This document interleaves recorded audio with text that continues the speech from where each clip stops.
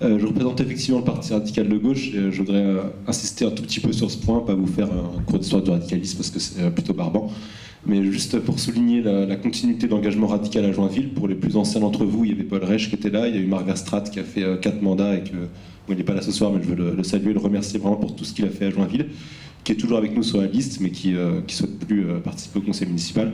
Et donc moi maintenant, Christophe Durand qui sera également sur la liste et d'autres, c'est vraiment quelque chose qui nous semble important de souligner.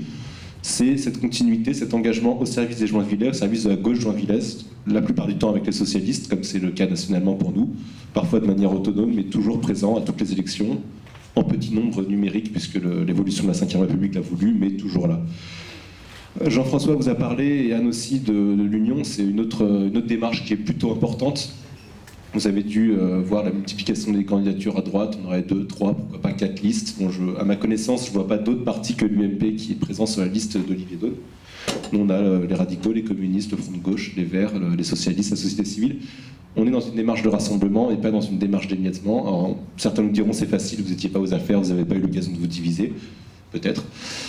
L'histoire de la gauche française montre qu'on n'a pas forcément besoin d'être aux affaires pour arriver à se diviser. Donc la démarche de rassemblement qu'on a réussi à créer, à cimenter sur Joinville est de ce point de vue-là tout à fait intéressante. Je vous avais déjà parlé de la jeunesse à la précédente réunion publique, je ne vais pas vous resservir la même soupe, mais effectivement, c'est vrai que c'est intéressant d'avoir beaucoup de gens de moins de 20, 30, 25, 30 ans, 35 ans, excusez-moi. Même si en France, quand on fait la politique, on est jeune jusqu'à 70 ans, c'est quand même intéressant d'avoir plusieurs générations qui sont là, d'avoir des gens qui vont être en recherche d'emploi, qui terminent leurs études, en stage, qui entrent dans la vie active et qui sont confrontés à des problématiques qu'on oublie assez facilement quand on vit en région parisienne. Voilà, je ne vais pas être plus long parce que vous avez sûrement beaucoup de questions à nous poser. Simplement, nous, les radicaux, voilà, on est là depuis 40-50 ans à Joinville, on va continuer à l'être et j'espère qu'il y aura beaucoup de jeunes, beaucoup plus de jeunes qu'aujourd'hui qui s'engageront en politique à Joinville, dans le Val-de-Marne et ailleurs. Merci.